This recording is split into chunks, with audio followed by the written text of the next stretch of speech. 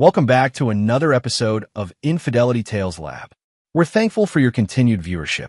Before we begin, tell us, where in the world are you watching from? We love knowing our global reach. Now, let's dive into today's story. Chapter 1. The Perfect Illusion. Dominic Veritas knew three things for certain. His construction company was thriving, his Scotch collection was unmatched in Portland, and his marriage of 8 years was rock solid. At 42, he had built everything from nothing. The mansion in West Hills, the fleet of luxury cars, and a reputation that commanded respect throughout Oregon's business community. The December air hung cold as Dom pulled his Audi into the driveway. Snow was forecast for the weekend, perfect for their annual Christmas tree decorating tradition. His 6-year-old son Liam would be bouncing off the walls, probably already pestering Audrey about when they could start hanging ornaments. Dom checked his watch, 7:30 p.m. He was early for once. The last 5 months had been a marathon of 18-hour days, finalizing the riverfront development project that would cement his legacy. His absence at home hadn't gone unnoticed, but Audrey had been understanding. Too understanding, perhaps. Inside, the house smelled of cinnamon and pine. Their 14-foot Fraser fir dominated the living room. Still naked save for the pre-strung lights Audrey had wrapped around it that afternoon. "Daddy!" Liam crashed into Dom's legs, small arms wrapping around his knees. "You're home. Mom said you wouldn't be back until bedtime." Dom ruffled his son's copper hair, so like Audrey's. "Surprise, buddy. Couldn't miss tree night, could I?" Audrey appeared in the doorway to the kitchen, wine glass in hand. For a split second, Dom caught something flicker across her face. Surprise? Disappointment, before it morphed into a smile. "You're early," she said, crossing the room to kiss his cheek. "I was just about to feed Liam dinner. I'll take over. Why don't you relax? You've been with a monster all day." Dom winked at his son, who giggled in response. Later, after dinosaur-shaped chicken nuggets and stories, Dom tucked Liam in a bed. The boy's eyelids drooped, but he fought sleep with the determination only a 6-year-old could muster. "Dad, are you going to be gone again tomorrow?" Dom felt a familiar stab of guilt. "Not tomorrow, buddy. Tomorrow's Saturday. We're going to decorate the tree, remember?" "Good." Liam yawned. "Mom cries when you're not here." Dom froze. "She does. At night. I hear her on the phone sometimes." Dom kept his voice casual. "On the phone? With who?" "Dunno." Liam's eyes finally closed. "She calls him V."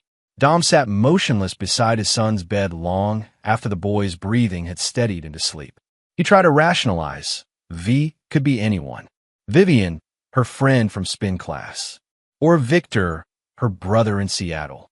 But brothers didn't make wives cry at night, and friends didn't necessitate whispered phone calls after dark. When he finally descended the stairs, Audrey was curled on the sofa, scrolling through her phone. She looked up, smiling. "Is he asleep?" Out like a light, Dom poured himself 3 fingers of scotch. "So how was your day?" "The usual. Took Liam to school, had coffee with Taylor, picked up groceries." She set her phone down. "Oh, and I invited my parents for Christmas dinner. I hope that's okay." The casual way she mentioned Taylor, her maid of honor and supposed best friend, made Dom's suspicions seem absurd. Taylor was happily married to a pediatric surgeon named Richard. They'd had dinner together just last month. "Of course. Your dad's still drinking my bourbon." Audrey laughed. "You know it." They fell into easy conversation, and Dom allowed himself to relax. The comment about V was probably nothing, a child's misunderstanding or imagination. Later that night, Dom woke to an empty bed. The clock read 2:17 a.m. He found Audrey in the kitchen, her back to the door, phone pressed her ear. "Tomorrow. He'll be with Liam all day." "Yes, I miss you too." Her voice was a whisper, but in the silent house, it carried. "Soon, V. I promise." Dom retreated silently up the stairs, his mind racing. He didn't confront her. Not yet. Dominic Veritas didn't act on impulse or emotion. He gathered facts, planned meticulously, and struck decisively. Someone was about to learn why his rivals feared him. And if that someone was his own wife, so be it. Chapter 2. The Frayed Edges. The morning broke with pristine sunshine reflecting off fresh snow. A perfect Saturday for family traditions. Dom had slept little, his mind calculating possibilities and strategies. By dawn, he had formulated the beginnings of a plan. "Daddy, it's tree day." Liam bounced on their bed at 7 a.m. sharp, oblivious to the tension that had settled in his father's shoulders. Audrey groaned and pulled a pillow over her head. "Liam, indoor voice, please." Dom scooped up his son. "Let's let Mom sleep in. How about you help me make breakfast?" In the kitchen, Dom made chocolate chip pancakes while discreetly examining Audrey's phone, which she'd left charging on the counter. Nothing suspicious in her text messages or call log. Whoever V was, she was being careful. "Can we wake Mom now?" Liam asked, syrup coating his chin. "Sure, buddy. Go get her." While Liam thundered up the stairs, Dom logged into their family cell account on his laptop. The previous night's call had been to a number with no contact name, and it appeared regularly in her log for the past 4 months. Always late at night. Always for 20 minutes or more. He memorized the number just as Audrey appeared, tousled and yawning, with Liam dragging her by the hand. Pancakes. What's the occasion?" She kissed the top of Liam's head. "Tree day," Liam exclaimed, as if it were obvious.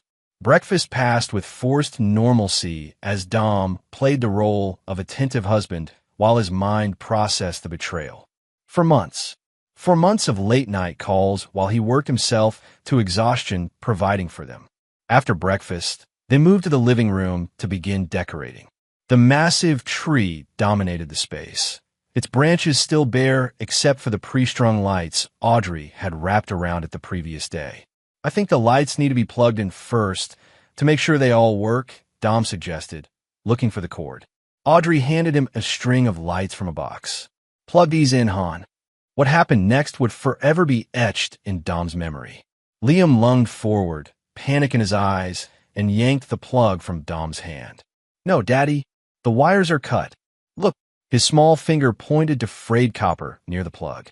Mommy was scraping them with a knife in the kitchen. She told Grandma this will be his last Christmas. "She's watching you, Dad. Don't touch it."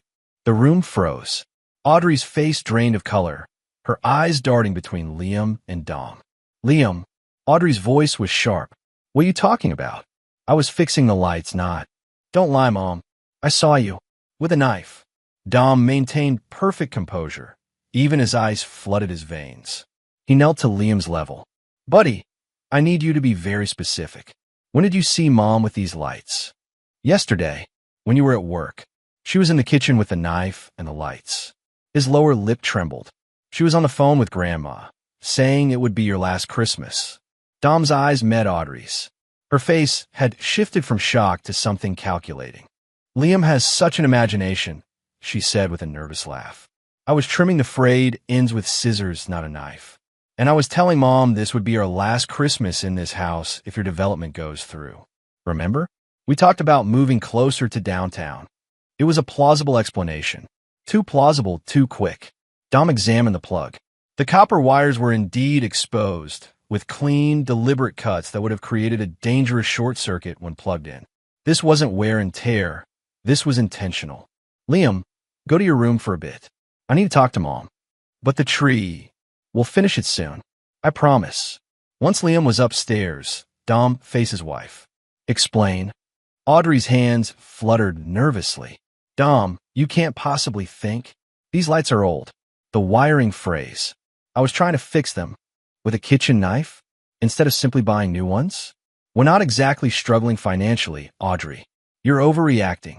It's a misunderstanding." Dom held her gaze without blinking. "Who's V?" Her composure cracked briefly before she recovered. "V? I don't know what you're talking about. The person you call at night when you think I'm asleep. The person you were speaking to at 2 a.m. last night." Audrey's eyes narrowed slightly. "You're spying on me now? Answer the question." "It's Victoria, my therapist." "Therapists don't take calls at 2 a.m., Audrey." "Try again." She folded her arms. "I don't have to explain my friendships to you. You've been absent for months, Dom. Did it ever occur to you that I might need someone to talk to?" The deflection was textbook. Dom recognized it from countless business negotiations when cornered attack. He decided to retreat strategically. "We're done decorating for today. I'm taking Liam to the Children's Museum." Dom, and I'm throwing these lights away. He gathered the damaged string. Unless you'd prefer I send them to a lab for analysis? Fear flickered across her features. Don't be ridiculous. As Dom climbed the stairs to get Liam, his mind was already several moves ahead. Audrey was planning something with this mysterious V, something that potentially involved Dom's death. The frayed wires were either a botched attempt or a warning shot. Either way, the game had begun, and Dominic Veritas never lost. Chapter 3: The Invisible Threads. The Children's Museum buzzed with weekend activity, providing the perfect cover for Dom's first counter-move. While Liam explored the dinosaur exhibit, Dom made 2 calls from a burner phone purchased at a gas station on the way. The first was to Tobias Wolf, his head of security at Veritas Construction. Ex-military and pathologically loyal, Tobias had handled delicate situations for Dom in the past. I need surveillance on my wife. Discreet, continuous, starting today. And I need a trace on this number. Dom recited the mysterious phone number from memory. Consider it done. Tobias replied without questions. Timeline: indefinite. And Tobias? This stays between us. The second call was to his attorney, Nora Blackwell. Nora, I need you to draft separation papers and secure my assets. Freeze joint accounts except for the household expense account. He lowered his voice as Liam waved from inside a mock dinosaur dig. And I need records of my life insurance policies. Dom, what's happening? Nora's concern was evident. Insurance. In every sense of the word. By evening, when they returned home, Dom had compartmentalized his rage and suspicion beneath a veneer of normalcy. He had always excelled at strategic patience. Audrey had decorated the tree in their absence. A peace offering, perhaps, or simply maintaining appearances. She'd ordered Liam's favorite pizza and was overly attentive throughout dinner. I'm sorry about this morning, she said after Liam had gone to bed. I've been stressed with the holidays coming. Let me make it up to you. Her hand slid suggestively along his thigh. Dom recognized the manipulation, but played along. Physical intimacy might lower her guard, reveal something useful. Afterward, he pretended to sleep while Audrey slipped out of bed around midnight, taking her phone. The next morning, Sunday, Tobias sent his first report. The phone number belonged to Victor Harlow, 39, an art dealer who had opened a gallery in Portland's Pearl District 6 months ago. He lived in a luxury apartment 3 blocks from Audrey's favorite coffee shop. A quick social media search revealed Victor Harlow was devastatingly handsome, cultured, and, most tellingly, had been photographed at the charity gala Dom had skipped in October due to work commitments. In the background of one photo, Dom spotted Audrey in her red Valentino dress, looking in Harlow's direction. The pieces were falling into place. Monday morning, Dom left for work as usual, but detoured to meet Tobias in person. She visited him yesterday, Tobias reported, sliding an envelope across the table. While you were at the museum with your son. They appear intimate. The photos inside confirmed what Dom already knew. Audrey in Harlow's arms, their kiss passionate and familiar, the embrace of established lovers, not a new infatuation. There's more, Tobias continued. Harlow has a record. Nothing major, fraud charges that were dropped in California 3 years ago. But he's burned through 3 wealthy women in the last 5 years.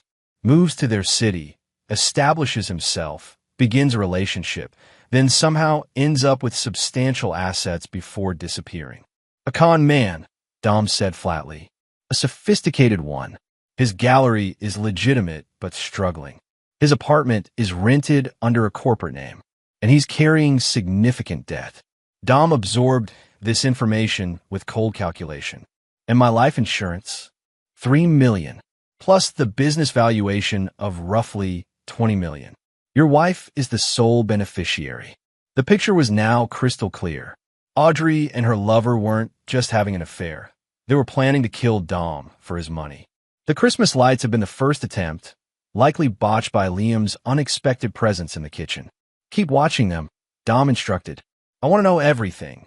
Where they meet, what they discuss, every move they make. What's your play here, boss? Tobias asked. Law enforcement? Dom's smile was devoid of warmth. No, this requires a more permanent solution. That evening, While reviewing architectural plans in his home office, Dom received a text from the surveillance team. Audrey had just entered Harlow's building. As if on cue, his phone rang. Audrey. Hey babe, I'm gonna be late. Taylor's having a crisis with Richard. Girl, emergency. The lie flowed effortlessly from her lips. Dom marveled at her composure. Take your time, he replied smoothly. Liam and I will manage dinner. After hanging up, Dom turned to find Liam standing in the doorway of his office, small face troubled. Dad? Is Mom okay? Dom gestured for his son to come closer. Why do you ask, buddy? She's been acting weird, like she's scared of something. Dom considered his words carefully. Your mom has some things she's working through. But I need you to tell me something important, Liam. That day with the Christmas lights, did Mom really say last Christmas to Grandma? Liam nodded solemnly. She said, if everything goes according to plan, this will be his last Christmas. I thought she meant Santa was going to die. The innocent interpretation almost made Dom smile. Almost. And have you seen Mom doing anything else unusual? Meeting with people I don't know. Liam's eyes widened. The man with the funny accent. He came to the house once when you were away. Do you remember his name? No, but Mom called him her special friend and said I couldn't tell you about him. Dom ruffled his son's hair, concealing his fury. Thank you for being honest with me, Liam. That's what brave boys do. After putting Liam to bed, Dom sat alone in his darkened office, the skeletal Christmas tree visible through the doorway. Its lights, new, safe ones he'd purchased, twinkled mockingly. His phone buzzed with another update from Tobias. She's left his apartment. Headed home. Approximately 20 minutes. Dom poured himself 2 fingers of scotch and contemplated the chessboard his life had become.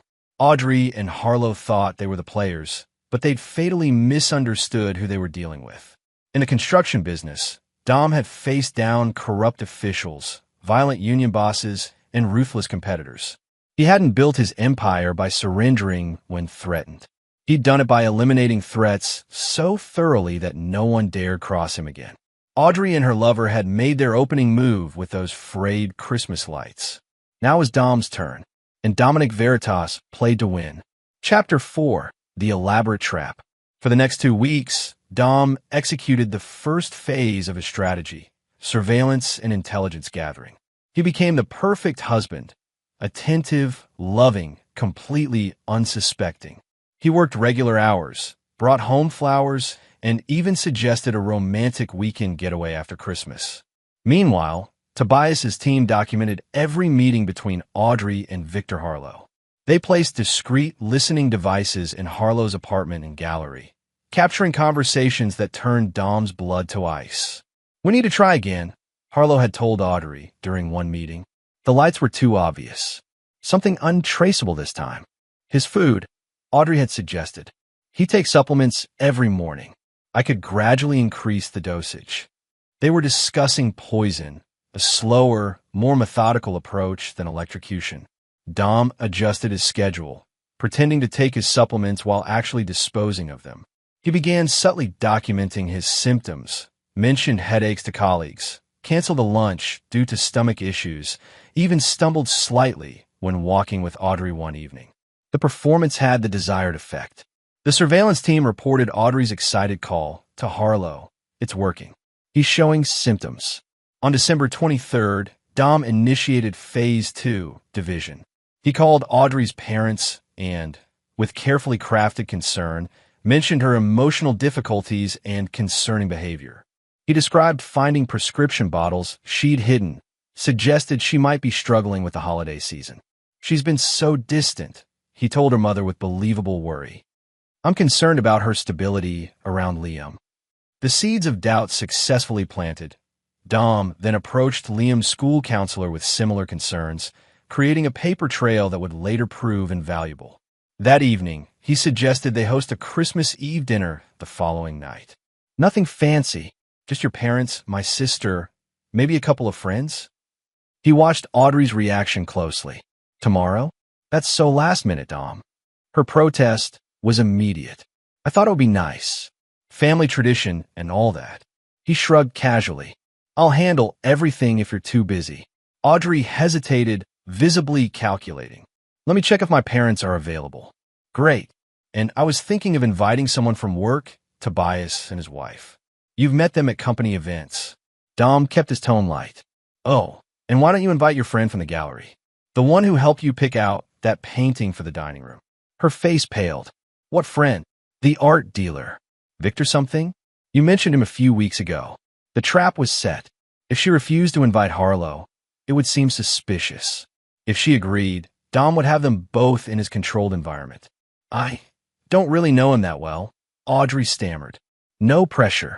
Just thought it would be good to expand our social circle. Dom kissed her cheek. I'm going to take Liam to see the Christmas lights downtown. Want to come? I have a migraine coming on. You two go. The moment they left, Tobias confirmed Audrey called Harlow in a panic. Dom listened to the recorded conversation in his car, while Liam was distracted by the holiday display. He knows something, Audrey hissed. He mentioned you specifically. Calm down, Harlow's accented voice replied. It could be coincidence. Did he seem suspicious? No, he's been attentive, loving even.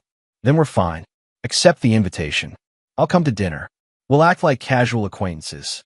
It might even help establish my presence in your lives for later. But what if? Audrey, darling, we've come too far to back out now.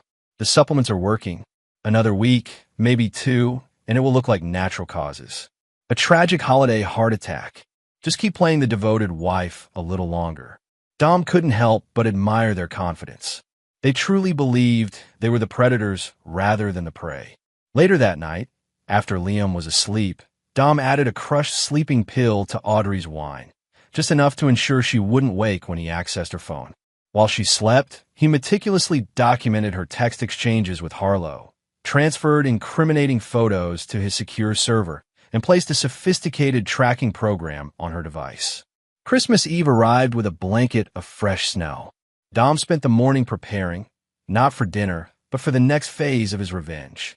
He visited his bank, made several strategic transfers, and delivered sealed envelopes to his attorney with explicit instructions. When Audrey's parents arrived at 6 p.m., Dom greeted them warmly. Her father, Martin, returned the enthusiasm, but her mother, Patricia, studied her daughter with newfound suspicion, Dom's seeds of doubt already sprouting. Next came Dom's sister, Renata, with her husband and their teenage daughter. As a prosecutor for the district attorney's office, Renata had a natural suspicion that Dom was counting on. Tobias and his wife arrived at 6:30, followed immediately by Victor Harlow, who brought an expensive bottle of wine and European charm. Victor, so glad you could make it. Dom welcomed him with a firm handshake. Audrey's mentioned your gallery. I've been meaning to visit. The pleasure is mine, Harlow replied smoothly. Your home is exquisite. Dom watched as Harlow expertly worked the room, complimenting Patricia's earrings, discussing scotch with Martin, and engaging Renata's husband about his vintage car collection. He was good, perhaps too good. Several times during appetizers, Dom caught Audrey's warning glances toward her lover, silently urging restraint. Dinner was served at 7:30, a catered affair that allowed Dom to focus on his guests rather than cooking. He positioned Harlow directly across from Audrey, forcing them to limit their eye contact or risk revealing their connection. So, Victor, Dom said as the main course was served, how does one get into the art dealing business? It seems so specialized. Harlow launched into a practice story about apprenticing at a gallery in London, then establishing his own connections in the art world. Dom allowed him to spin his tale while subtly directing the conversation toward Harlow's background. And before London, where does one study to become an art dealer? A flicker of discomfort crossed Harlow's face. I'm largely self-taught. My formal education was in finance. Actually, the University of Cape Town. Dom nodded pleasantly. South Africa explains the accent. How fascinating. When did you move to the States? About 7 years ago. Started in New York, then Los Angeles, now Portland. Harlow sipped his wine. I follow the emerging art scenes. And the wealthy patrons, I imagine, Renata interjected with a prosecutor's instinct for weakness. Harlow smiled tightly. Art and commerce have always been intertwined. Speaking of commerce, Dom smoothly redirected. I understand your gallery is hosting a special exhibition next month? Yes, indeed. Modern sculptors from the Pacific Northwest. You and Audrey should attend the opening. Dom raised his glass. We be delighted.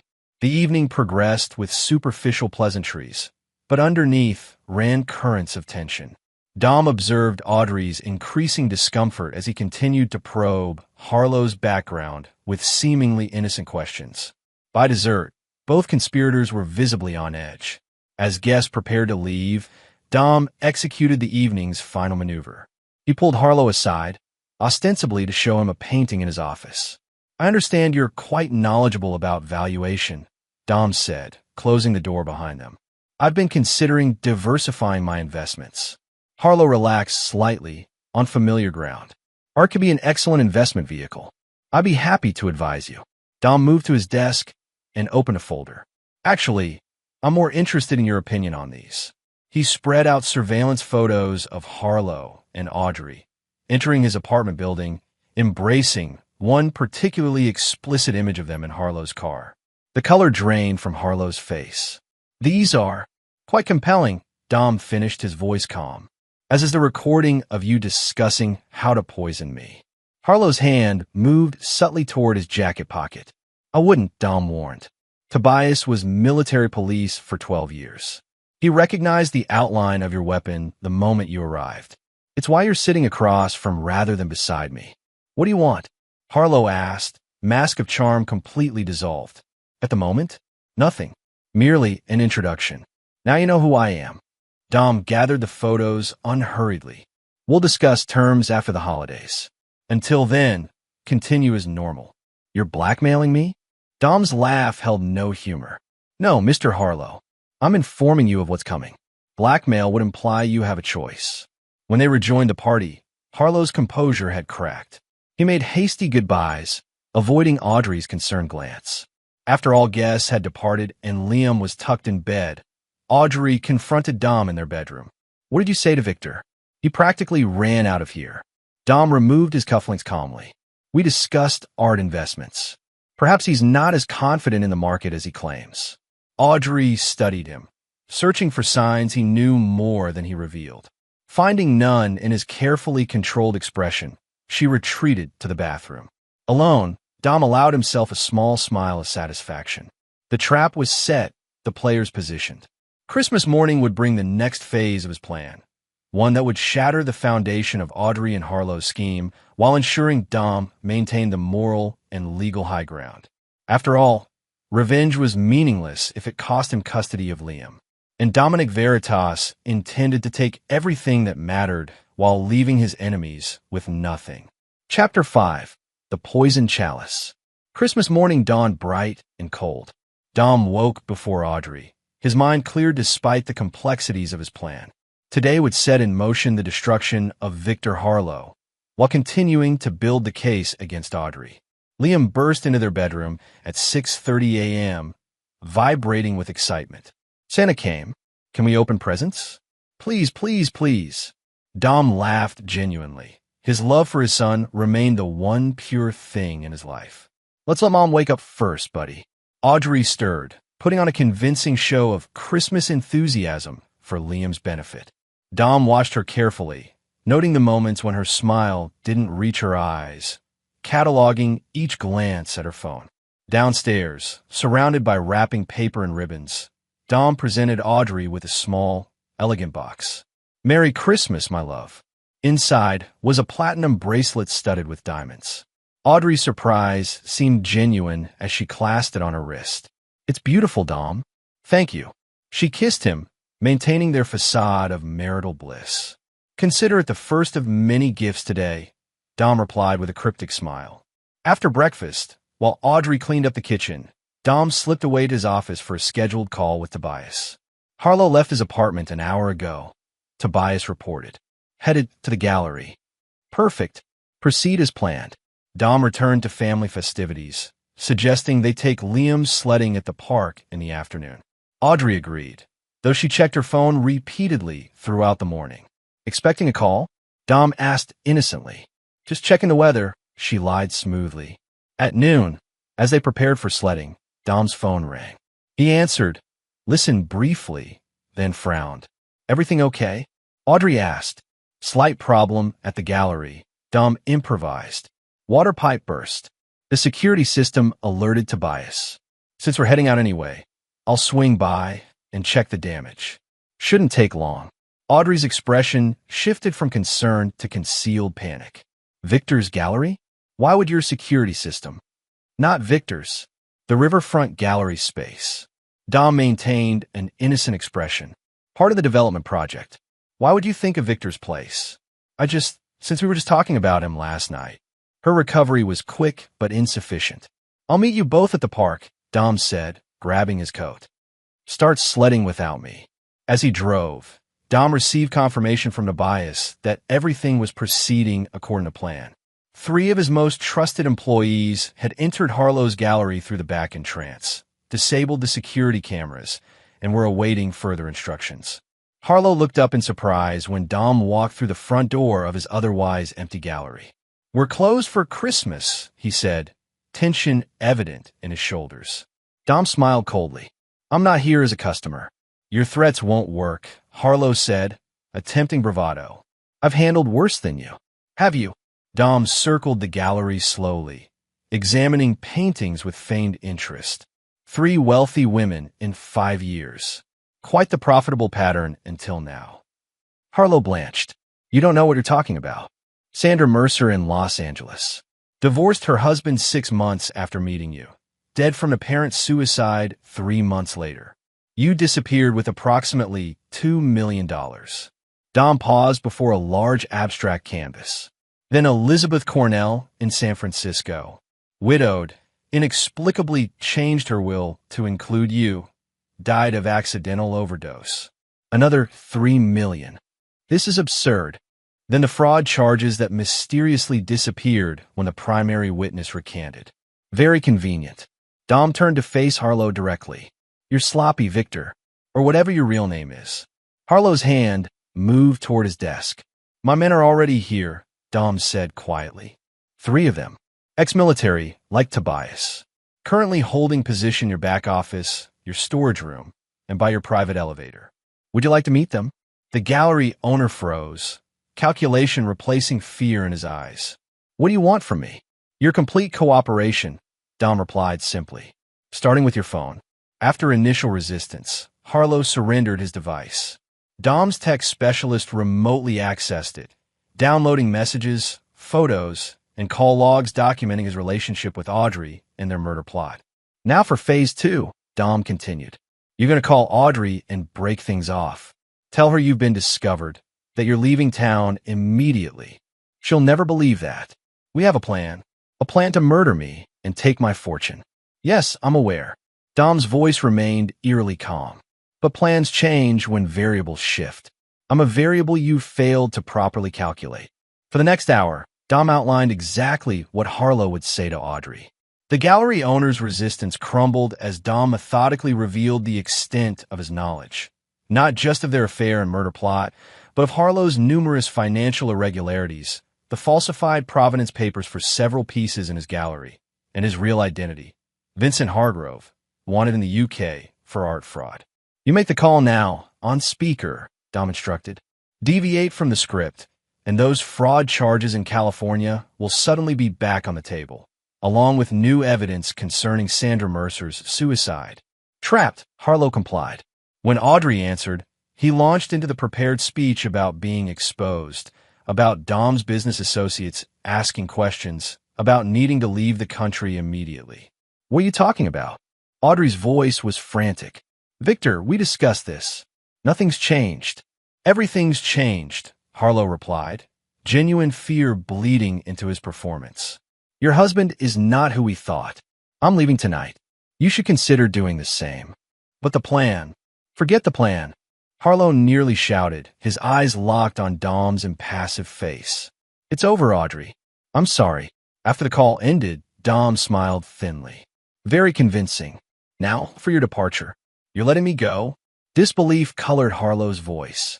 In a manner of speaking, Dom's men emerged from their positions surrounding Harlow. One held a syringe. What is that? Panic returned to Harlow's features. The same poison you and my wife planned for me, Dom answered. Poetic, don't you think? But unlike your plan, this won't kill you. just render you unconscious for transport. Despite his struggles, Harlow was efficiently subdued. As the drug took effect, Dom leaned close. You chose the wrong family to target, Victor. By this time tomorrow, you'll wish I had simply turned you over to the police. Dom checked his watch. Barely an hour had passed. Plenty of time to join Audrey and Liam at the park, to maintain his alibi, while Tobias's team transported an unconscious Victor Harlow to a remote property Dom owned in eastern Oregon. At the sledding hill, Dom found Audrey distracted and pale, checking her phone repeatedly. Liam, oblivious to the adult tensions, demanded Dom's participation in building a snow fort. Is everything okay? Dom asked Audrey with manufactured concern. You seem worried. Fine, she replied automatically. How was the gallery? Much damage from the water? Less than expected, Dom answered truthfully. The damage to Harlow's gallery and life was precisely what he had anticipated. That evening, as they prepared for Christmas dinner, Audrey received a text from an anonymous number. Actually, Dom, using a burner phone. Flight landed. Heading south. Will contact when safe. Dom watched as relief flickered across her face, followed by confusion. Her lover had abandoned their plan, but was apparently still communicating. The uncertainty would destabilize her, make her vulnerable to Dom's next move. After Liam was asleep, surrounded by new toys, Audrey retreated to their bedroom, claiming a headache. Dom allowed her space, knowing she would attempt to contact Harlow. In his office, he monitored her futile efforts through the spyware on her phone. Each unanswered call, each undelivered message increased her panic. By midnight, she was frantic, her careful plotting unraveling as her co-conspirator had seemingly vanished. Meanwhile, Dom received confirmation from Tobias. Harlow had been secured at the remote property, a former hunting lodge now repurposed for Dom's needs. The gallery's security footage had been altered to show Harlow leaving voluntarily with a suitcase. His apartment appeared hastily abandoned, passport and essential documents missing. To all appearances, Victor Harlow had fled Oregon in a panic. Dom sipped his scotch, contemplating the next phase. Harlow's disappearance would pressure Audrey, potentially driving her to desperate measures. Dangerous, but necessary. To achieve true revenge, Dom needed her to reveal herself completely, to transform from calculated conspirator to exposed predator. Only then could he deliver the final blow with absolute legal and moral justification. Tomorrow would begin Audrey's systematic destruction. Her lover gone, her plans in shambles, she would face the full consequences of crossing Dominic Veritas. As Christmas night deepened, Dom allowed himself a rare moment of genuine emotion. Cold, focused rage. These people had planned to leave his son without a father, had plotted his death over intimate dinners and between stolen kisses. The punishment he planned wasn't just revenge. It was justice. Chapter 6, The Unraveling. The week between Christmas and New Year's unfolded according to Dom's careful design. While maintaining a facade of normalcy for Liam's benefit, he systematically dismantled Audrey's security and sense of control. First came financial pressure. Dom quietly restricted access to their joint accounts, citing unusual activity to the bank. Audrey discovered this when her credit card was declined during a shopping trip.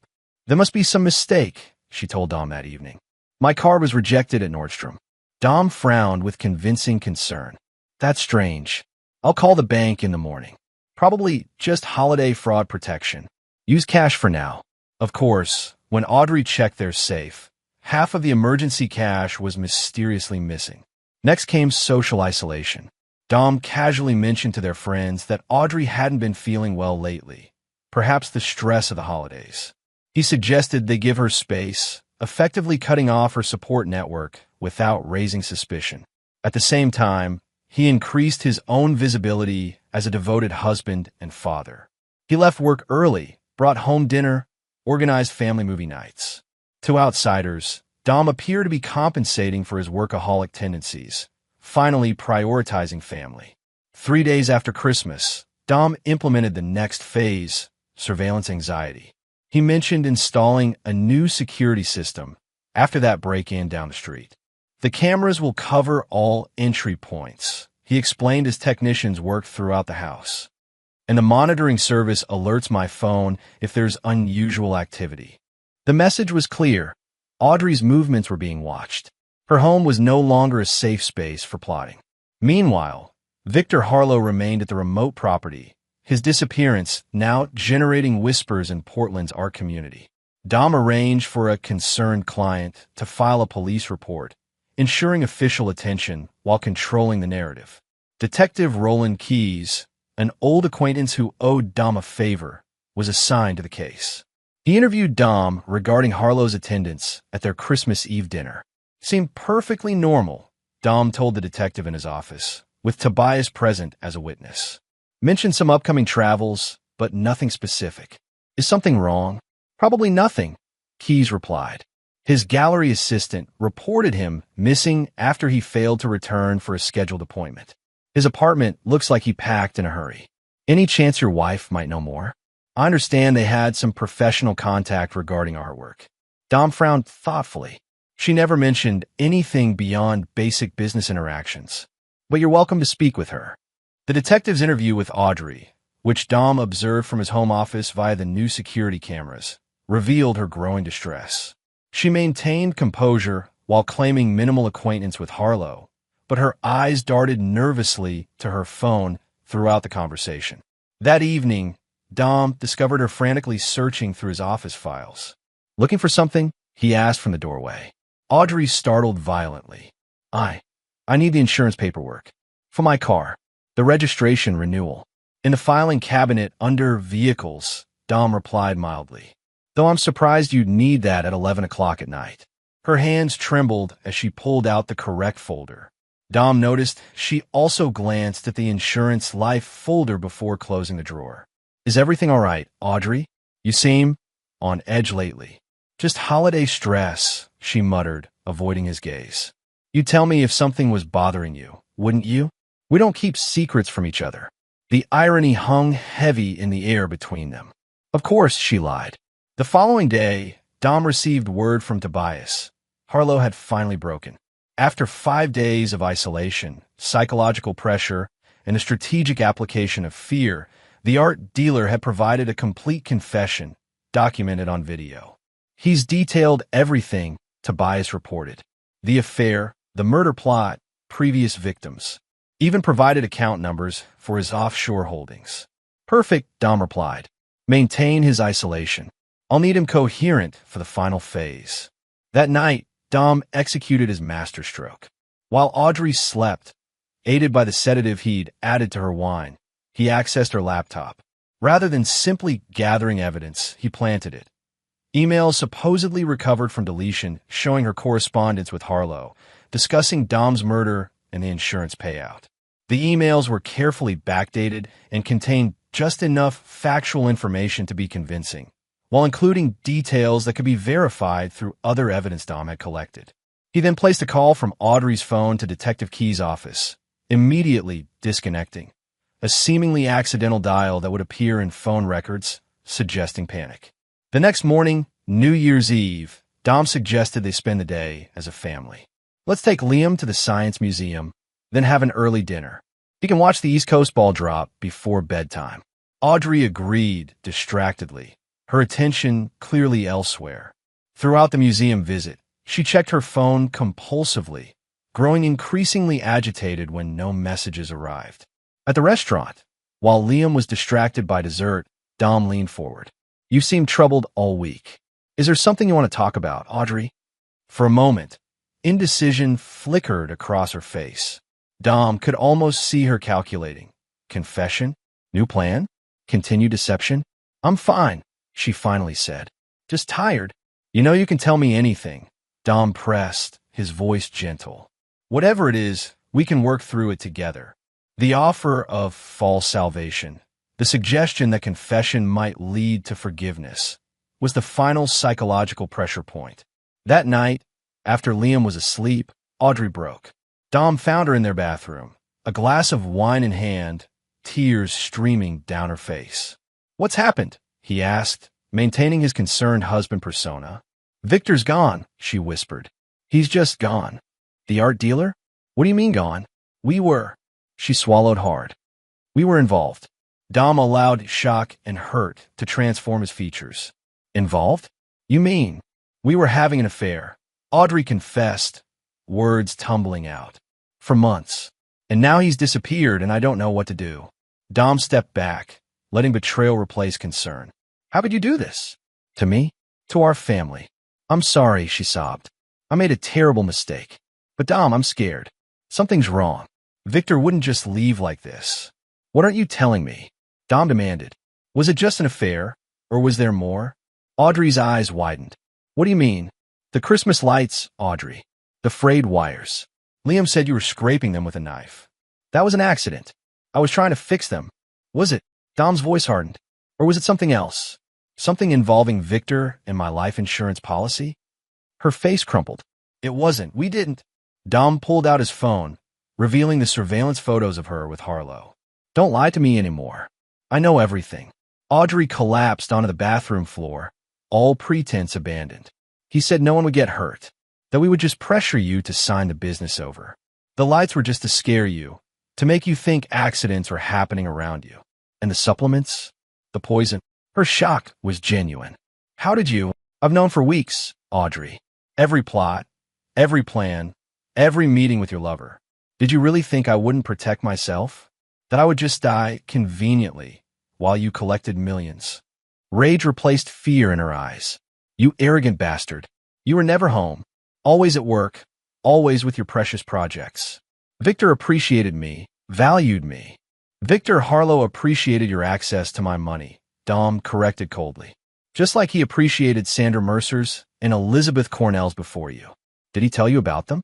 His previous lovers who died mysteriously after changing their wills in his favor. The color drained from Audrey's face.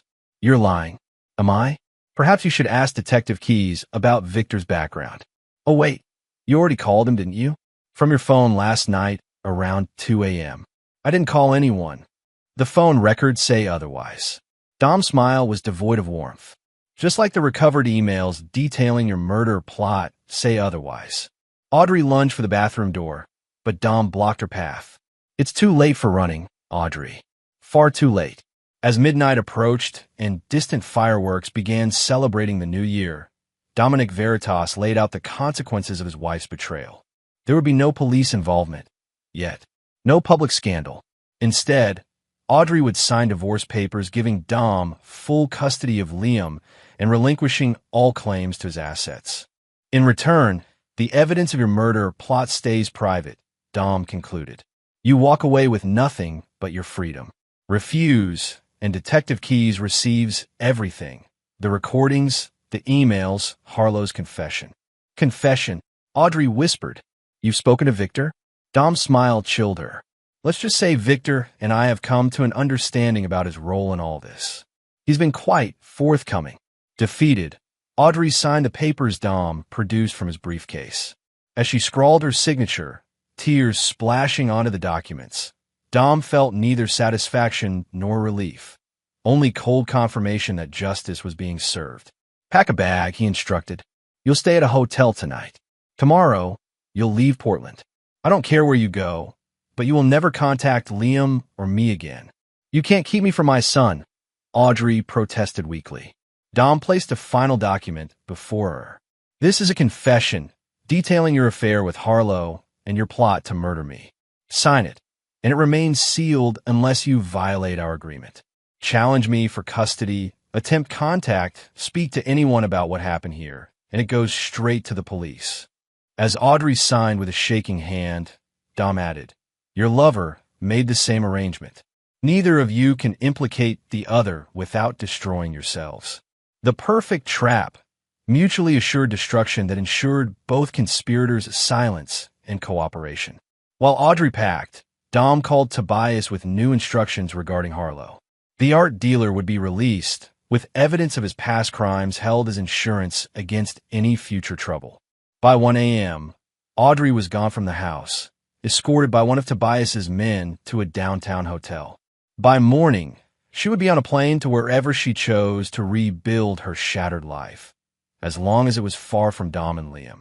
Dom poured himself a celebratory scotch and gazed out at the winter night, the Christmas tree's lights reflecting in the window. Phase 1 of his revenge was complete. Audrey and Harlow were separated, neutralized, and facing the consequences of their betrayal. But Dominic Veritas wasn't finished. Not by far.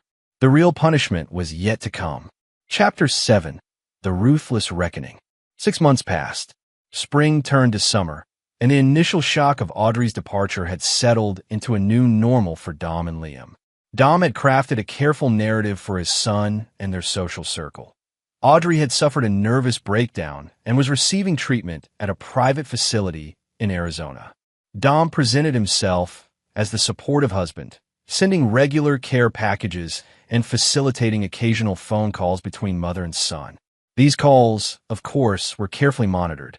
Audrey, bound by their agreement and the damning evidence Dom held, played her role perfectly, speaking vaguely about getting better and promising to come home when the doctors say it's time. For Liam's sake, Dom maintained this fiction flawlessly. In private, however, he was executing the second phase of his revenge: systematic destruction of both betrayers' lives from afar. Victor Harlow, released from his captivity with a clear understanding of the consequences should he cause trouble, had fled to Montreal. There, he attempted to establish himself in the art scene under a slightly modified name. Dom ensured his efforts failed spectacularly. Anonymous tips to Canadian authorities regarding art fraud led to raids on Harlow's new gallery. Key clients received disturbing information about his business practices. Landlords mysteriously backed out of rental agreements. Financial institutions flagged his accounts for suspicious activity. Within 3 months, Harlow was functionally blacklisted throughout the Canadian art world. His debts mounted as his income evaporated. Meanwhile, Audrey had settled in San Diego, attempting to rebuild her life with a modest settlement Dom had generously provided, just enough to maintain appearances without offering real financial security. She found work at an upscale boutique, rented a small apartment, and began dating a divorced restaurant owner named Paul. Dom watched it all unfold through the reports from the private investigators he'd retained. Every small victory in Audrey's new life became a target for his meticulous interference. The boutique mysteriously received complaints about Audrey from customers. Her apartment building changed ownership to a company requiring more stringent background checks, leading to uncomfortable questions about her past. Paul received an anonymous letter detailing Audrey's psychiatric history and suggesting he research her ex-husband's substantial life insurance policy. Each setback was designed to be deniable, untraceable to Dom, yet devastating to Audrey's stability and peace of mind. She would never know security or trust again. On a sunny July morning, Dom received a call from Tobias with unexpected news. Victor Harlow had been found dead in his Montreal apartment, an apparent suicide. Overdose, Tobias reported. Left a note mentioning financial troubles and unforgivable mistakes from my past. Canadian authorities are treating it as straightforward. Dom absorbed this information without emotion. Any mention of Audrey or me? None. The note was mostly apologies to someone named Elizabeth. Presumably Elizabeth Cornell, his previous victim. Make sure our contacts verify it's actually him, not some desperate final deception. Already done. Fingerprints confirm identity. He's gone, boss. Dom hung up, contemplating this development. Harlow's death hadn't been part of his plan. He'd wanted the man to suffer indefinitely, but simplified matters. One loose end permanently tied off. That evening, as Dom helped Liam with his summer reading, his phone chimed with a text from an unknown number. You killed him, didn't you? Is this what you want from me too? Audrey, her first direct communication outside their scripted calls. Dom typed back calmly, I have no idea what you're talking about. Focus on your recovery. Her response came instantly. Bullshit. Victor's dead. I know you're behind it. Behind everything that's happening to me. Wrong number, Dom replied, then blocked her. 20 minutes later, his home security system alerted him to an emergency call from Liam's phone. The boy was calling 911 from his bedroom. Dom rushed upstairs to find his son panic-stricken, phone in hand. Mom called me, Liam cried. She said bad men were coming to hurt us because of what you did. She told me to call the police. Dom gently took the phone, ending the call before it connected. Your mom is confused, buddy. Remember how the doctors said her mind plays tricks sometimes? But she sounded really scared, Dad. She was crying. I know, and I'm sorry that upset you. Dom sat beside his son. Sometimes when people are sick like Mom, they believe things that aren't real. Nothing bad is going to happen to us. After calming Liam with reassurances and a bedtime story, Dom returned to his office and made a call. She's escalating, he told Nora Blackwell, his attorney. Time for the restraining order and to revisit custody arrangements. The next morning, Audrey was served with legal papers at her apartment, a temporary restraining order prohibiting contact with Liam, citing her delusional behavior and attempts to frighten a minor child. The custody agreement they'd signed allowed for supervised visitation, rights contingent on Audrey's continued mental stability. This incident provided perfect grounds to terminate those rights. 2 days later, Dom received another call from Tobias. Audrey had been arrested in San Diego for attempting to purchase an illegal firearm from an undercover officer. That wasn't us, Dom said, genuinely surprised. No, sir. Appears she sought out the connection herself. Told the dealer she needed protection from her dangerous ex-husband. Dom considered this development. Audrey's spiral was accelerating faster than he'd anticipated. The combination of Harlow's death, her increasing isolation, and the loss of contact with Liam had pushed her towards self-destruction. Have our attorney in San Diego offer assistance, Dom instructed.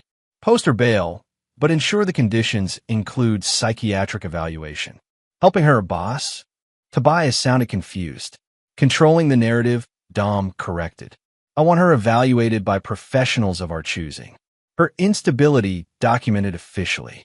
It's the final piece we need. The psychiatric evaluation diagnosed Audrey with paranoid delusions centering on her ex-husband. Her claims about Dom's systematic destruction of her life, the murder of her lover, and the Christmas lights attempt were dismissed as elaborate persecutory fantasies. When she became increasingly agitated during questioning, insisting that Dom had tortured Victor Harlow into producing a false confession, the psychiatrist recommended involuntary commitment for her own safety. 3 days after her arrest, Audrey McAllister, formerly Veritas, was committed to Ocean View Psychiatric Hospital for a 30-day evaluation period. Dom received the news with grim satisfaction. She had conspired to murder him, to leave Liam fatherless for money. Now she would experience what it meant to have her freedom and identity stripped away, not for days or weeks, but permanently. Because Dominic Veritas had one final move to make. With Audrey institutionalized, Dom filed for permanent sole custody of Liam, citing her severe mental illness and dangerous delusions. The court date was set for August 15th, 1 week after Audrey's scheduled release from Ocean View. Meanwhile, Dom arranged for Liam to attend a prestigious summer camp for the next 3 weeks, removing him from the equation while Dom implemented the final phase of his plan. On August 1st, Audrey received her first visitor at Ocean View, Renata Veritas, Dom's sister. Dom doesn't know I'm here, Renata told her, voice low despite the private visitation room. But I've been concerned about certain things I've noticed. Hope flickered in Audrey's eyes. You believe me?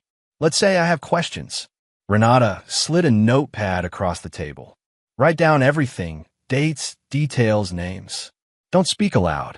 The staff reports everything back to Dom. For the next hour, Audrey furiously documented her claims. The affair with Harlow, their plot against Dom, his discovery and retaliation, Victor's disappearance, and the systematic dismantling of her new life. When she finished, Renata took the pages, promising to investigate discreetly. The custody hearing is in 2 weeks, Renata reminded her. If what you've written is true, we need proof before then. Audrey leaned forward urgently. Check Victor's gallery in Portland. The basement storage room has a false wall. That's where Dom would have taken him. Renata's eyes widened with convincing shock. How do you know about a false wall? Victor showed me once. It's where he kept his most valuable pieces. Dom must have found it when he interrogated Victor. Renata nodded gravely. I'll check it out. Hang in there, Audrey. The truth will come out. After Renata left, Audrey felt real hope for the first time in months. Someone finally believed her. Someone was investigating. What she didn't know was that Renata had driven directly to Dom's office to deliver the confession she'd skillfully extracted, a confession that now detailed not just the murder plot, but Audrey's knowledge of secret spaces in Harlow's gallery, where evidence might be hidden. That night, Dom and Tobias visited the now-abandoned gallery. Using Audrey's detailed description, they located the concealed room behind a storage shelf. Perfect, Dom said, surveying the space. Plant the evidence here. Her fingerprints are still on file from the arrest, correct? Yes, boss. We can place them on the key items. Do it. And make sure Detective Keyes receives an anonymous tip about this location on August 13th, 2 days before the custody hearing. The trap was set for Audrey's final downfall. Upon her release from Ocean View, she would believe Renata was working to help her.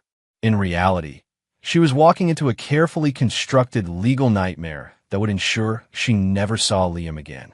The evidence planted in Harlow's secret room included detailed plans for Dom's murder, financial documents showing how Audrey would access his accounts after his death, and pharmaceutical research on untraceable poisons, all bearing Audrey's fingerprints or handwriting. Most damning of all was a flash drive containing video of Audrey and Harlow discussing their plan, carefully edited from legitimate surveillance footage combined with advanced deepfake technology.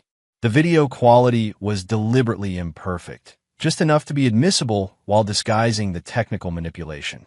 On August 10th, Audrey was released from Ocean View with instructions to continue outpatient treatment. She immediately called Renata, desperate for updates. "I've found something," Renata confirmed. "But it's complicated. We need to meet in person. Come to my office tomorrow morning." Hope renewed, Audrey spent the night preparing for the custody hearing, organizing her thoughts, gathering what little evidence she had of Dom's manipulation. The next morning, she arrived at Renata's law office only to find Detective Keyes waiting instead. "Ms. McAllister," he greeted her formally. "I need to ask you some questions about Victor Harlow and a potential conspiracy to commit murder." The blood drained from Audrey's face. "Where's Renata?" "Ms. Veritas called me after discovering some disturbing information," Keyes explained. She felt legally obligated to report it. Renata's betrayal struck Audrey like a physical blow. She trusted Dom's sister, believed she was an ally.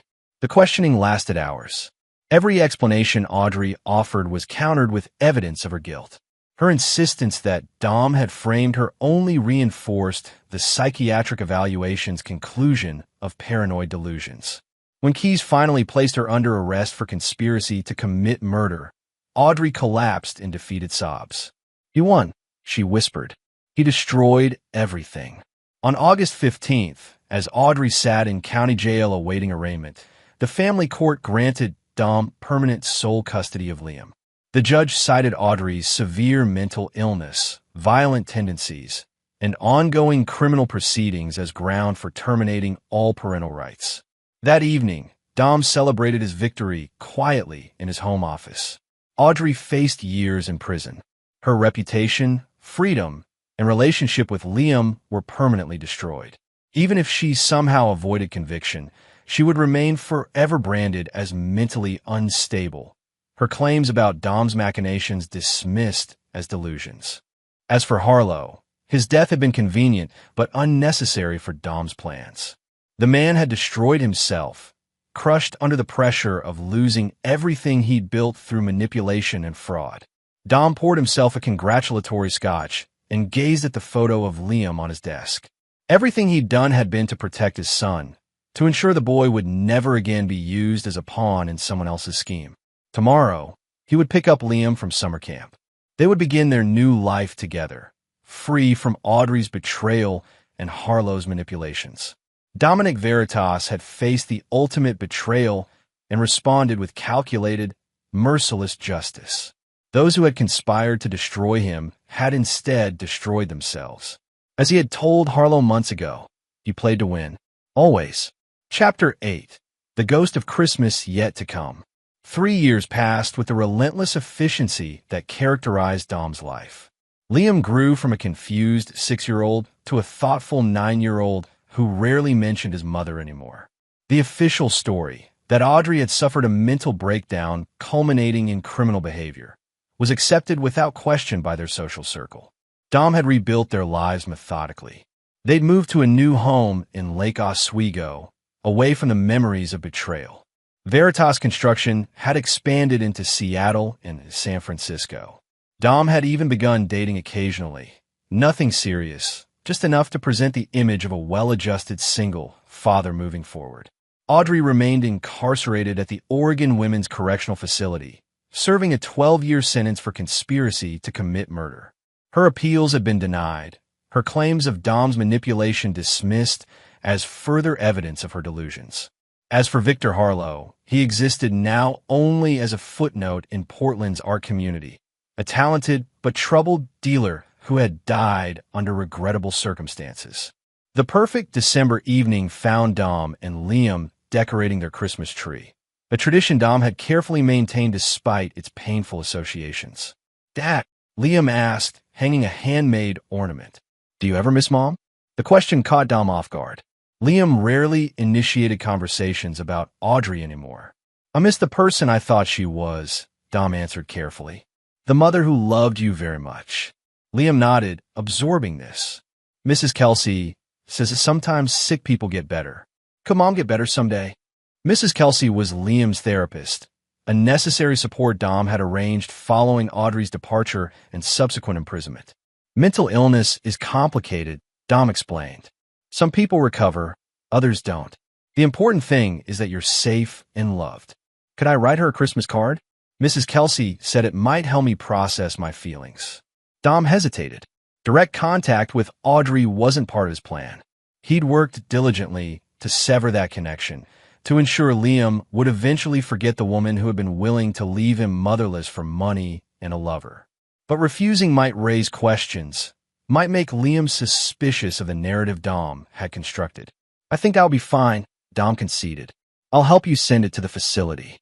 Later that night, after reviewing Liam's innocuous card, filled with details about school and Christmas wishes, Dom confronted an unexpected emotion: doubt. Not about Audrey's guilt or the justice of her punishment. Those remained certainties in Dom's mind, but about the totality of his revenge, its extension to complete erasure of a mother from her child's life. This wasn't weakness, Dom assured himself. It was strategic calculation. Liam was growing more perceptive. Eventually, he would investigate his mother's story himself. Better to control that narrative now than face difficult questions later. The next day, Dom made 2 calls. First to Nora Blackwell, instructing her to arrange a supervised visit with Audrey at the correctional facility. "Are you sure about this?" Nora asked, concern evident. "After everything?" "It's for Liam," Dom explained. "A brief visit, heavily supervised. It will provide closure." His second call was to Tobias, who had transitioned from security chief to Dom's right hand at Veritas Construction. "I need complete surveillance on the visit. Recording devices, additional guards, everything." "Understood, boss. But why risk it? She's contained." "Loose ends," Dom replied simply. "I want to see her face to face, assess any remaining threat." In reality, Dom's motivations were more complex. The completeness of his victory demanded this final confirmation. Seeing Audrey broken, defeated, her spirit crushed under the weight of her imprisonment and isolation. 1 week before Christmas, Dom drove Liam to the correctional facility. He prepared his son carefully, explaining that his mother had done very bad things, but still cared about him. The visitor's room was sterile and impersonal. Audrey was already seated at a table when they entered, a guard standing nearby. 3 years of incarceration had aged her dramatically. Her once vibrant copper hair was dull and streaked with gray. Deep lines etched her face. Her prison uniform hung loose on her diminished frame. But her eyes, when they locked on Liam, they blazed with an intensity that unsettled Dom. Not the dead eyes of the thoroughly defeated. "Liam," she whispered, rising halfway before the guard motioned her back down. "Oh my God, you've grown so much." Liam approached cautiously, clutching Dom's hand. "Hi, Mom. You look so handsome, just like your dad. Her voice caught on the last word, eyes flickering to Dom with naked hatred before returning to the practiced warmth directed at her son. For 30 minutes, Audrey asked Liam gentle questions about school, friends, his hobbies. She laughed at his jokes, praised his accomplishments, behaved exactly like the loving mother she'd once pretended to be. Dom watched silently, evaluating every word, every gesture. This wasn't the broken woman he'd expected. This was someone who had adapted, who had constructed a new version of herself, one that could survive imprisonment while maintaining some essential core. When the visit concluded, Audrey hugged Liam tightly, whispering something in his ear that Dom couldn't catch. In the car, Dom asked casually, "What did Mom say to you at the end?" Liam buckled his seatbelt. "She said she was sorry she couldn't be with me, but that she thinks about me every day." Dom nodded, satisfied with the innocuous response. "Did you like seeing her?" "I guess. She seemed sad." "Prison is a sad place," Dom acknowledged. "That's why we avoid doing things that put us there." The visit had served its purpose. Liam had seen his mother, received some measure of closure, and Dom had confirmed Audrey no longer posed any threat to their carefully reconstructed lives. 3 days before Christmas, however, Dom received an unexpected call from the correctional facility. Audrey had attempted suicide, swallowing pills hoarded from her psychiatric medication. "She's stable," the warden informed him, "but she left a note addressed to you and Liam. Protocol requires we notify you." "What does it say?" "I'm not at liberty to share the contents, Mr. Veritas, but you're welcome to come read it in person." Dom considered refusing, then recognized the opportunity to ensure whatever accusations the note contained would never reach Liam. At the facility, the warden handed Dom a sealed envelope. "She's in the infirmary under suicide watch. The psychologist believes seeing her son after years of separation triggered this episode." Dom opened the letter alone in a private room. "Dom, seeing Liam broke something in me that even prison couldn't touch. I realized I'll never be his mother again. You've made sure of that. You've won completely. I did terrible things. The affair, the plans with Victor, I deserve punishment. But what you did in return wasn't justice. It was monstrous. The methodical destruction of 2 lives to satisfy your need for control. I've had 3 years to reflect on what happened, to understand that you didn't just discover our plot. You transformed it into an opportunity for complete dominance. The Victor the First knew was weak and greedy, but he wasn't suicidal. Whatever you did to him broke him entirely. You weren't satisfied with divorce or even imprisonment. You needed to eradicate me from existence, to make Liam forget me, to destroy every aspect of my personhood. I'm tired of fighting the monster you revealed yourself to be. Your perfect revenge is complete. I hope it brings you the satisfaction you sought. Tell Liam I love him. It's the only truth that matters anymore. Audrey."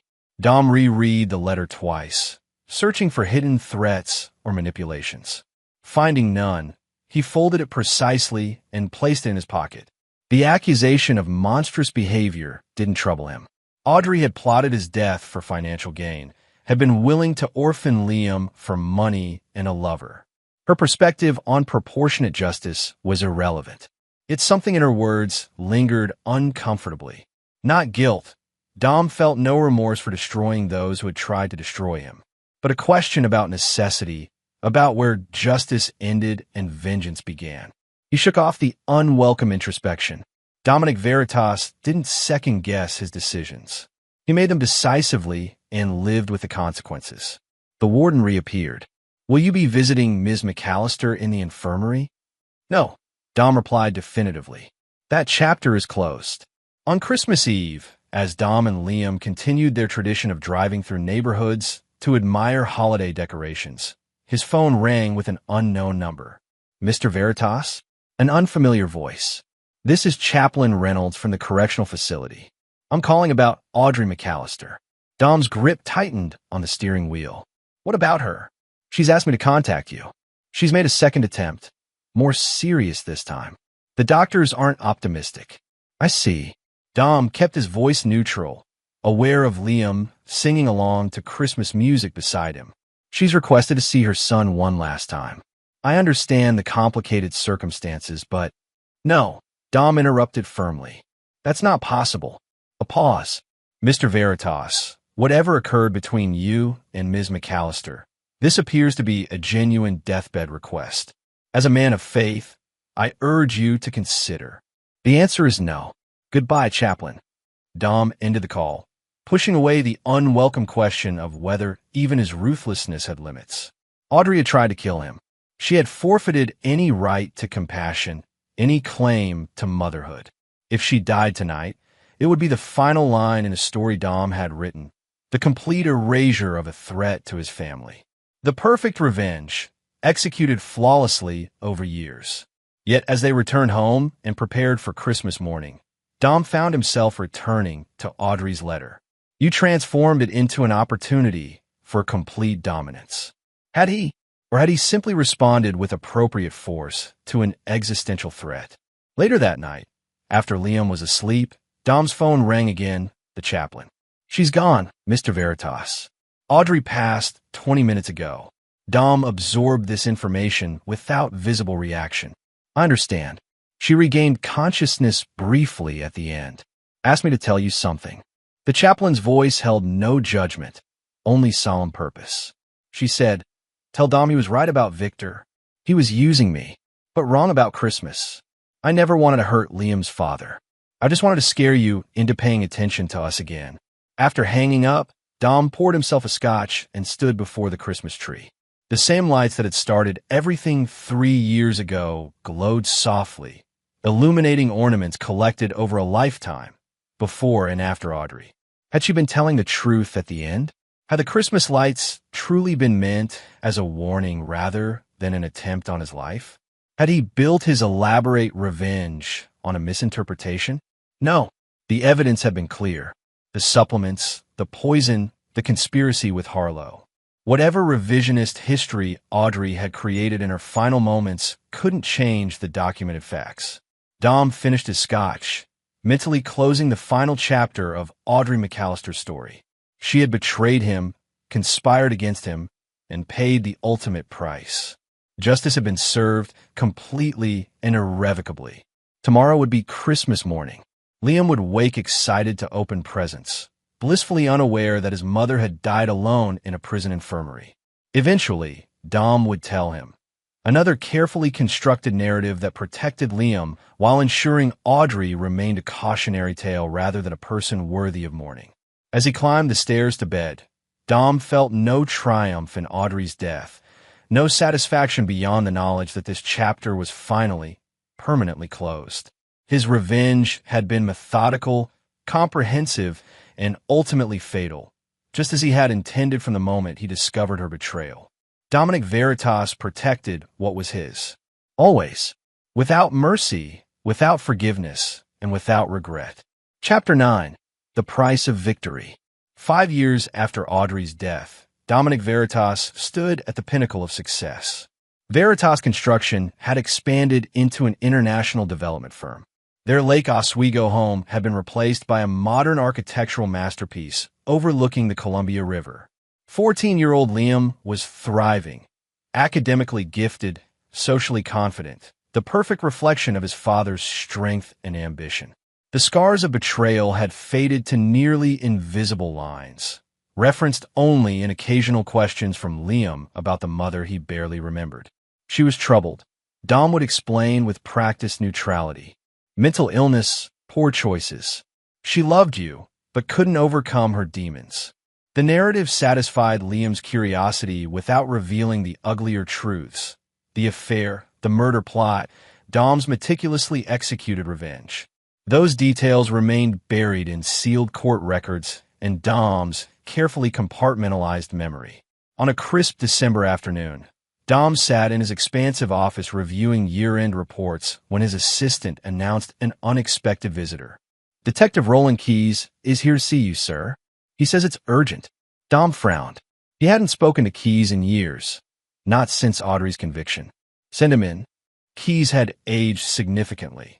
Hair now completely gray, face lined with the weathering of a career spent confronting human darkness. But his eyes remained sharp, assessing. Dominic, he greeted without warmth. Been a while. Detective, what brings you here? I thought you'd retired. Semi-retired. Consulting on cold cases. Keyes settled into a chair, uninvited, including some interesting loose ends from Victor Harlow's death. Dom maintained perfect composure. Harlow's suicide was thoroughly investigated years ago. What loose ends could possibly remain? That's the interesting part. A gallery in Montreal was renovated recently. Construction crew found a hidden compartment in the wall. Inside was a waterproof case containing a journal and USB drive. Keyes placed a file on Dom's desk. Harlow's final testament, recorded before his suicide. Dom didn't touch the file. And this concerns me because he names you specifically, details your involvement in his abduction, torture, and how you systematically destroyed his life after releasing him. Keyes leaned forward. He also provides compelling evidence that your wife's involvement in any murder plot was peripheral at best, manipulated by both Harlow and, more significantly, by you. Sounds like the desperate fabrications of a disturbed man. Dom replied evenly.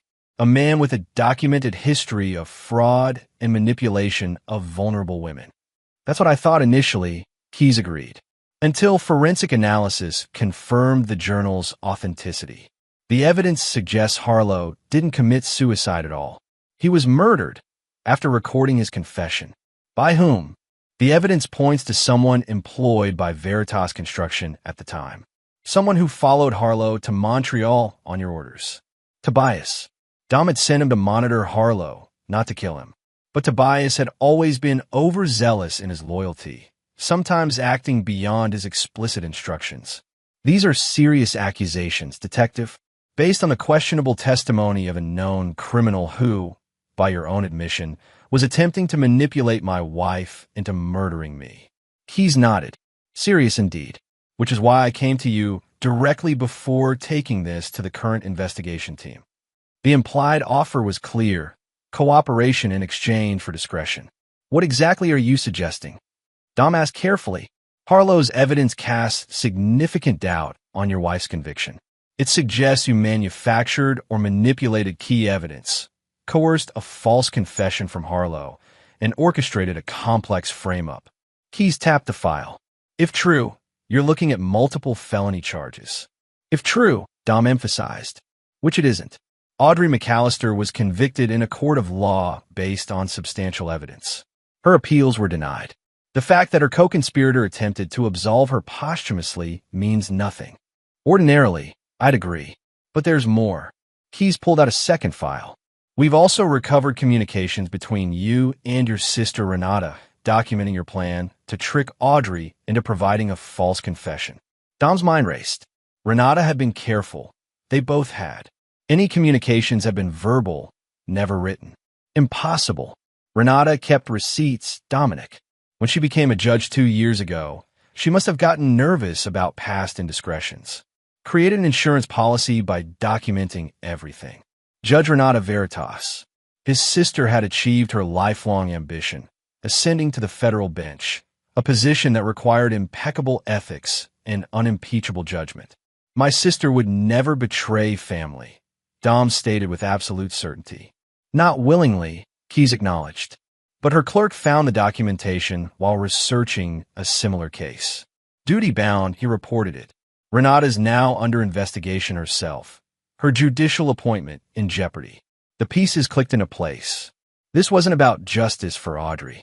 This was leverage, a threat to Dom's sister unless he cooperated. What do you want, Keyes? The truth. A full statement acknowledging you manipulated evidence against your wife. That her participation in any conspiracy was minimal, coerced by Harlow, and that you exploited the situation to destroy her. And if I refuse, then the case proceeds officially. Your sister loses her judgeship. You face multiple charges. And Liam learns that his father systematically destroyed his mother for a revenge that far exceeded any crime she committed. Liam, there it was, the true leverage. Dom had built his entire life around protecting his son, preserving their relationship. The thought of Liam discovering the full truth was intolerable. I need time to consider this. 24 hours, Keyes stated, rising. I'm doing you a courtesy because of our history. Don't mistake it for weakness. After Keyes departed, Dom sat motionless, calculating options and consequences. The detective was clearly operating outside official channels, possibly seeking a significant payment to suppress the evidence. But even if Dom paid, the threat would remain. More concerning was the mention of Renata's documentation. If such evidence truly existed, it represented a vulnerability Dom couldn't eliminate through his usual methods. That evening, Dom called his sister. "We need to meet. Tonight. It's urgent." Renata agreed immediately, hearing the tension in his voice. They met at Dom's boat, docked on the Columbia River, a location free from potential surveillance. As they cruised into the darkness, Dom explained Keyes' visit and allegations. "Is it true?" he asked finally. "Did you document our arrangement regarding Audrey?" Renata's silence was answer enough. "What?" Dom demanded. "After everything we did to protect each other, why create evidence that could destroy us both?" "Insurance," she admitted. "When the judicial nomination came through, I realized how vulnerable I was. If anyone ever connected me to Audrey's case, questioned my role. So you protected yourself at my expense." "I protected us both," Renata countered. "The documentation is encrypted, stored where no one could access it. Keyes is bluffing." "Then how did he know about it?" Renata's confidence faltered. "I don't know. Maybe someone in my office discovered references to it. But the actual evidence remained secure." Dom studied his sister, the one person besides Tobias who knew the full extent of his actions against Audrey and Harlow. The one person he had trusted completely. "If Keyes is bluffing about your documentation, what about Harlow's journal?" "Likely also a bluff," Renata reasoned. "Or possibly real, but legally problematic. A posthumous statement from a co-conspirator wouldn't hold up without corroboration." Dom considered this analysis. "So we call his bluff." "Exactly. Deny everything. Demand proof. Counter-threaten with harassment charges." The strategy was sound, aligned with Dom's natural instincts. Yet something had shifted, a fracture in the foundation of certainty that had carried him through the years since Audrey's betrayal. And if he's not bluffing, if this reaches Liam? Renata's expression softened. "We'd manage it. Present it as protecting him from an unstable mother and her manipulative lover. Liam's old enough to understand complex motivations." But Dom wasn't concerned about justifying his actions to a 14-year-old. He was concerned about preserving Liam's fundamental trust, the belief that his father, however ruthless in business, operated from a moral core when it came to family. "I need to know exactly what documentation exists," Dom insisted. "Tonight." They returned to shore, proceeding to Renata's home, where she accessed a secured digital vault containing the insurance she'd created. Recordings of conversations where Dom outlined his plan to frame Audrey, emails discussing the fabrication of evidence, even photographs of items before they were planted in Harlow's gallery. "Delete it," Dom ordered. "All of it. Now." "Dom, be reasonable. Without this protection, it's not protection, it's a liability. Delete it, or I'll consider you as much a threat as Keyes." The implications hung heavy between them. Renata had witnessed her brother's capacity for ruthlessness firsthand, had helped engineer it against Audrey. "You wouldn't," she whispered, uncertainty in her voice. "Family protects family," Dom responded coldly. "Until they don't." Under his supervision, Renata deleted every file, every recording, every document connecting them to Audrey's case. Whether copies existed elsewhere remained unknown, a risk Dom would address separately. The next morning, Dom contacted Keyes, agreeing to meet at the detective's home rather than in any official capacity. The location confirmed Dom's suspicion. This was a personal operation, not departmental. "Have you considered my proposal?" Keyes asked, pouring coffee in his modest kitchen. "I have an alternative," Dom replied. "Retirement is expensive. Law enforcement pensions inadequate. Perhaps financial considerations would resolve whatever concerns you have about old cases." Keyes didn't even blink. "You're offering a bribe." "I'm offering compensation for your discretion regarding unfounded allegations that could damage my family unnecessarily." "Including your sister, the judge?" "Including my son," Who doesn't deserve to have his mother's tragedy exploited? Keyes sipped his coffee contemplatively. $3 million. Transferred to accounts I designate. In exchange, Harlow's evidence and any documentation regarding your sister disappear permanently. The figure was precise, matching exactly the life insurance policy Audrey had supposedly coveted. Dom wondered if Keyes had orchestrated this symmetry intentionally as commentary. $2 million, Dom countered automatically. Half now, half when I confirm all materials are destroyed. Done. Keyes extended his hand. I always knew you were the type to resolve problems practically, Dominic. As they shook on their arrangement, Dom felt no relief, only calculated determination. The payment would proceed, but this vulnerability couldn't remain. Keyes represented an ongoing threat, one that required permanent resolution. Over the next week, Dom methodically arranged the first payment while simultaneously activating resources he hadn't used since Audrey's case. Surveillance on Keyes revealed the detective was operating alone, motivated by financial concerns following costly medical treatments for his wife. The transaction completed, Dom received confirmation that Harlow's journal and digital files had been destroyed. Whether copies existed remained unknown, another risk to mitigate. The solution crystallized with cold clarity. Keyes would join Harlow and Audrey, another casualty of crossing Dominic Veritas. A convenient accident, a robbery gone wrong. The specifics could be determined by those Dom employed for such scenarios. Yet as Dom prepared to issue the final order, an unexpected interruption occurred. Liam knocked on his office door, holding a laptop. Dad, do you have a minute? I need help with something. Dom closed his secure messaging app. Of course, son. What is it? It's this history project. We're researching our family backgrounds, and I was hoping you could fill in some gaps about Mom. Dom maintained his composure despite the jolt of adrenaline. What sort of gaps? Basic stuff. Her childhood, how you met, why she. Liam hesitated. Why she had mental health issues. My teacher says understanding family medical history is important. Dom gestured for Liam to sit. What prompted this specific project? Just curriculum, Liam shrugged. But also, I've been having these dreams about Mom lately. Like she's trying to tell me something. He looked up, suddenly vulnerable. Do you think that's weird? The question pierced Dom's carefully constructed defenses. Not because of any supernatural implication, but because it revealed Liam's ongoing need to understand, to connect with the mother Dom had systematically erased. Dreams are how we process unresolved emotions, Dom explained carefully. It's natural to wonder about her. The thing is, Liam continued, I looked her up online. There wasn't much, but I found articles about her arrest. They said she tried to have you killed.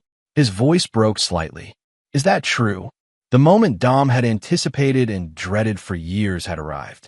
His son, now seeking truth independently, discovering fragments of a story Dom had carefully controlled. It's complicated, Liam. Your mother became involved with a manipulative man who encouraged her worst impulses. She made terrible choices. But did she really try to kill you? Liam pressed. Dom faced a crucial decision point. Continue the narrative he'd maintained for years, or offer a more nuanced truth that might preserve Liam's trust when he inevitably discovered more. There was evidence suggesting she and this man, Harlow, discussed harming me, Dom acknowledged. Whether she would have gone through with it, I'll never know for certain. And she went to prison, and then killed herself there. Liam's eyes brimmed with tears. Why didn't you tell me the whole truth? I wanted to protect you from knowledge that would only cause pain. But it's my history too, Liam insisted. I deserve to know. The accusation struck with unexpected force. In his determination to control the narrative, to punish Audrey completely, Dom had denied his son agency in understanding his own origin story. You're right, Dom conceded, the words unfamiliar on his tongue. I should have been more forthcoming as you grew older. Liam studied his father, searching for something beyond the admission. There's more, isn't there? Things you're still not telling me. The perceptiveness was distinctly Dom's own. The ability to sense concealed information, to recognize when someone was calculating rather than communicating. In that moment, Dom saw the potential future with devastating clarity. Liam continuing to investigate independently, discovering inconsistencies, perhaps eventually uncovering the truth of Dom's elaborate revenge. The complete loss of trust that would follow would destroy what Dom valued above all else, his relationship with his son. Simultaneously, his phone vibrated with a message from Tobias. Keys operation ready. Awaiting final authorization. Two paths diverge before him.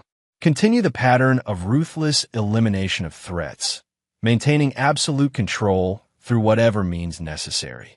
Or break the cycle. Accept vulnerability. Preserve what mattered most through truth rather than manipulation. There is more, Dom acknowledged, making his choice. And you're old enough now to understand it. For the next hour, Dom shared a carefully edited version of events, admitting the affair between Audrey and Harlow, their discussions about harming him, but framing his own actions as standard legal procedures rather than elaborate revenge. He acknowledged using his resources to ensure the strongest possible case against them, but omitted the manufactured evidence and psychological warfare. Your mother made terrible choices, Dom concluded, but she loved you. That was never in question. Liam absorbed this information silently, processing its implications. Did you ever forgive her? The question struck at the core of Dom's character, his fundamental belief that betrayal merited destruction rather than redemption. No, he answered honestly. I didn't. Could you have? Liam pressed.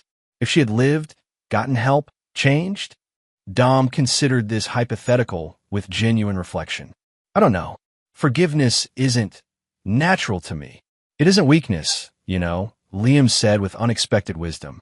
My counselor says forgiveness is about freeing yourself, not excusing others. The insight from his teenage son's therapy sessions created an uncomfortable resonance. Had Dom truly freed himself through his perfect revenge? Or had he remained chained to Audrey and Harlow by his determination to orchestrate their destruction long after they posed any genuine threat? After Liam left for bed, Dom returned to the pending authorization for keys. The detective represented a genuine threat to Dom's freedom, to Renata's career, to Liam's understanding of his father. Yet eliminating him would perpetuate the cycle, maintain the pattern that had defined Dom's response to betrayal. A pattern Liam had unknowingly challenged with his simple question about forgiveness. Dom made his decision. Operation canceled. Alternative strategy in progress. The next day, Dom met with his attorneys to draft a different approach. Legal pressure on Keys through documented evidence of extortion, combined with financial incentives for permanent silence that didn't involve murdering a former detective. It wasn't forgiveness. Dominic Veritas remained fundamentally unforgiving toward those who betrayed him. But it was a calculated compromise, accepting control vulnerability to preserve what mattered most. As Christmas approached, Dom found himself reflecting on the events that had begun with frayed Christmas lights 7 years earlier. The complete destruction of Audrey and Harlow had been his finest strategic achievement, a perfect revenge executed with precision and patience. Yet it had come with costs beyond his calculations. The constant vigilance required to maintain the narrative. The corruption of his relationship with Renata. The potential future estrangement from Liam if the full truth ever emerged. On Christmas Eve, Dom and Liam continued their tradition of driving through decorated neighborhoods. As they admired the elaborate displays, Liam turned to his father. Can we visit Mom's grave tomorrow? I've never been. The request represented another crossroads. Continue controlling Liam's connection to his mother or allow him to develop his own relationship with her memory. If that's what you want, Dom agreed, choosing the latter path. The following morning, after presents and breakfast, they drove to the small cemetery where Audrey had been buried in a simple service attended only by her brother and parents. Dom had ensured Liam's absence, maintaining the narrative of Audrey's mental health facility residency until well after her death. Standing before the modest headstone, Liam placed flowers he had selected himself. Do you think she can hear us? I'm not the right person to ask about the afterlife, Dom replied honestly. I think she can, Liam decided, and I think she'd want us both to be happy. The sentiment was childlike in its simplicity, yet profound in its implication. Audrey, whatever her flaws and sins, had ultimately wanted connection with her son, a connection Dom had severed completely as part of his revenge. As they returned home, Dom recognized something had fundamentally shifted. Not forgiveness for Audrey's betrayal, that remained beyond his capacity, but a willingness to allow Liam his own relationship with his mother's memory, unfiltered through Dom's narrative of complete villainy. It wasn't weakness. It was strategic adaptation to protect what mattered most. That evening, as they completed decorating their tree, the tradition that had revealed Audrey's betrayal years before, Dom watched his son hang the star at the top. "Perfect," Dom declared, admiring their work. "Dad," Liam asked, his expression serious beyond his years, "are you happy?" The question caught Dom off guard with its directness. Had his perfect revenge, his complete victory, brought happiness? Or had it simply eliminated threats while creating new vulnerabilities? "I have everything that matters," Dom answered carefully. "A successful business, a remarkable son, security. That's not the same as happiness," Liam observed with unsettling perception. Dom considered this distinction. Perhaps not, but it's enough. As Christmas night deepened around them, Dominic Veritas acknowledged the true price of his victory, the capacity for simple happiness his revenge had consumed, the ability to trust completely, to connect without calculation, to forgive rather than destroy. He remained unrepentant about Audrey and Harlow's fates. They had earned their destruction through their betrayal. But as he watched his son, unburdened by the weight of perpetual vengeance, Dom recognized that true victory might require more than perfect revenge. It might require knowing when enough was enough.